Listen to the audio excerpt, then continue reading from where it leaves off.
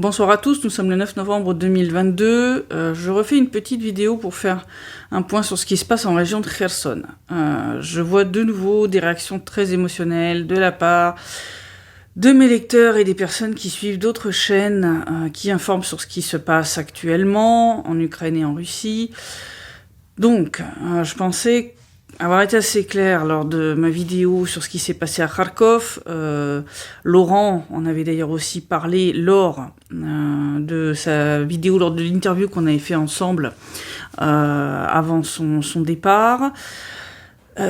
Malheureusement, la décision de la Russie donc, de se retirer de Kherson et de la rive droite du Dniepr était une décision qui était devenue malheureusement nécessaire. Je vous explique le contexte.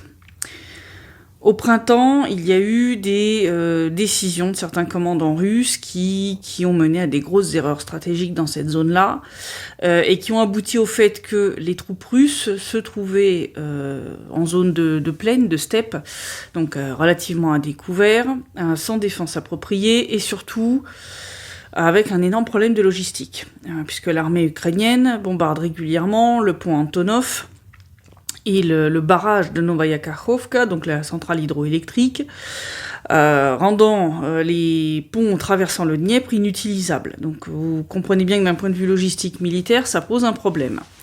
Donc, et même d'un point de vue logistique civil, puisque comme l'a souligné le commandant en chef de l'opération spéciale, Sergei Sourovikine, même l'approvisionnement simplement des magasins de Kherson était devenu très compliqué.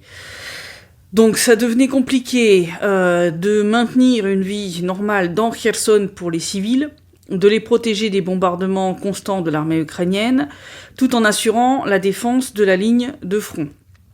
Voilà, puisque forcément, quand vous devez passer par des pontons mobiles ou des ferries pour pouvoir assurer l'approvisionnement, vous vous rendez bien compte que ça complique tout. Donc là, Sourovikine a dû prendre une décision. Je pense qu'elle a été entre autres motivée par le risque d'inondation, c'est d'ailleurs ce qu'il a mentionné lors de la discussion qu'il a eue avec le ministre russe de la Défense, Sergei Shoigu, où il expliquait que voilà, si jamais l'armée ukrainienne détruisait complètement le barrage hydroélectrique, toutes les troupes russes qui se trouvent sur la rive droite du Dniepr se retrouvaient complètement coupées de toute leur chaîne logistique. Alors ça, c'est vraiment le pire scénario à avoir en matière de pertes. Donc pour éviter ça, l'armée russe va se reculer et s'installer en défense sur la rive gauche du Dniepr. Ce qui est la chose la plus logique à faire d'un point de vue militaire, puisque c'est beaucoup plus facile d'installer une ligne de défense le long d'un fleuve, surtout grand comme celui qu'est le Dniepr à cet endroit-là. Vous regarderez une carte, vous verrez que, vu la taille du Dniepr à Kherson, ça fait une bonne défense naturelle. On le voit d'ailleurs à Energodar, qui est la ville où se trouve la centrale nucléaire de Zaporozhye, et on voit que là aussi, le fleuve assure un rôle de défense, on va dire, passive extrêmement pratique, qui permet à l'armée russe de voir venir toute tentative de franchissement pour essayer de reprendre la centrale nucléaire de Zaporozhye. Donc, il faut se rappeler qu'il y a quelques jours, l'armée ukrainienne a de nouveau bombardé le barrage de Novaya Kakhovka et a endommagé une des écluses. Et je pense que c'est ce qui a amené le commandement russe à prendre cette décision maintenant. C'est-à-dire que là, ils se sont dit que le risque d'inondation de Kherson et d'une partie donc des berges était devenu non négligeable. Donc le risque que le groupement russe qui se trouve sur la rive droite du Dniepr se retrouve complètement isolé de ses bases arrières était vraiment, vraiment haut. Donc, décision non agréable a été prise, mais réaliste d'un point de vue militaire, donc de se retirer sur la rive gauche du Dniepr. Pour information, les civils ont été évacués dans leur très grande majorité de Kherson et de tous les villages qui se trouvent sur la rive droite du Dniepr. L'évacuation a lieu depuis déjà plusieurs semaines. Là, ils sont en train de mener les dernières évacuations de civils et l'évacuation même des animaux du zoo. Voilà, on évacue même les animaux du zoo. Les drapeaux russes ont été donc descendus des bâtiments administratifs à Kherson. Certains ont été emmenés par des journalistes russes, dont Alexandre Kotz, pour qu'ils ne tombent pas entre les mains des soldats ukrainiens. Donc c'est un retrait en bon ordre pour éviter des pertes inutiles côté russe, pour maintenir une ligne de défense qui, en l'état actuel, est très compliquée à maintenir et qui, en cas d'inondation suite à la destruction du barrage de Novaya Kakhovka, deviendrait littéralement intenable. Ça se transformerait en jeu de massacre pour les soldats russes. C'est pas quelque chose de souhaitable, donc il faut éviter ça à tout prix. Voilà, donc c'est pas la peine de hurler à la Russie a perdu la guerre, etc. Non, non, parce que sur les autres fronts, on avance.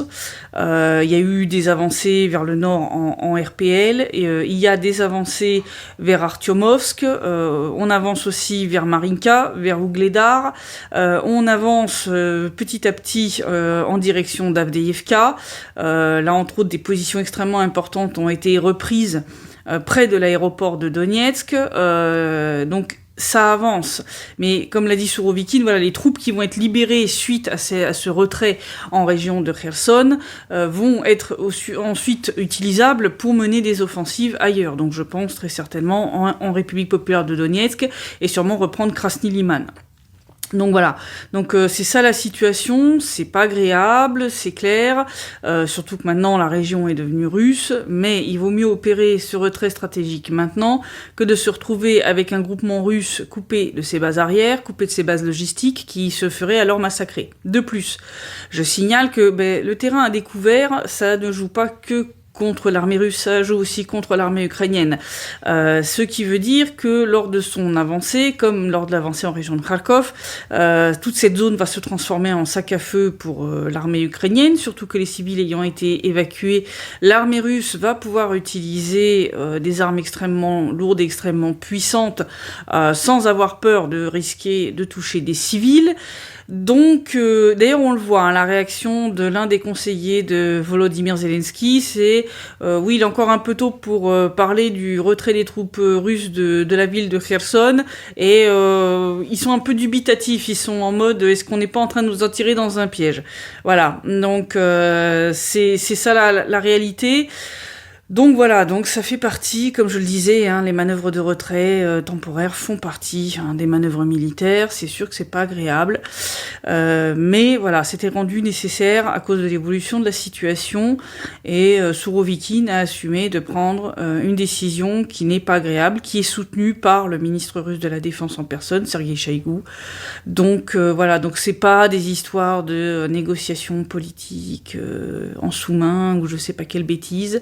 C'est juste qu'à un moment, il faut tenir compte de la réalité du terrain, ne pas se faire d'illusions et rester pragmatique. Donc il vaut mieux se retirer à un moment pour pouvoir préserver ses hommes le temps que l'ensemble des mobilisés soit prêt, puisque là il y en a à peu près 80 000 seulement qui sont arrivés dans la zone de l'opération spéciale, donc il reste encore plus de 200 000 à faire arriver. Donc il vaut mieux voilà, économiser les forces pour l'instant et reprendre ce terrain par après quand la supériorité numérique sera acquise.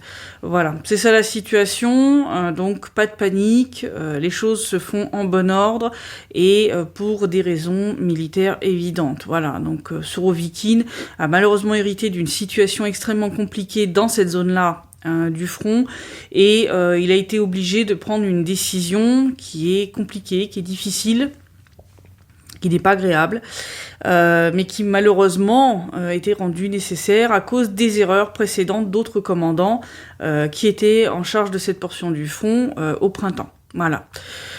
Donc, situation à suivre, et puis surtout, il va falloir garder un œil sur toutes les zones où les forces russes sont en train d'avancer, puisque bien une fois que toutes ces troupes auront été redéployées, eh bien je pense que l'avancée sur ces zones-là, et entre autres en République populaire de Donetsk, seront beaucoup plus rapides.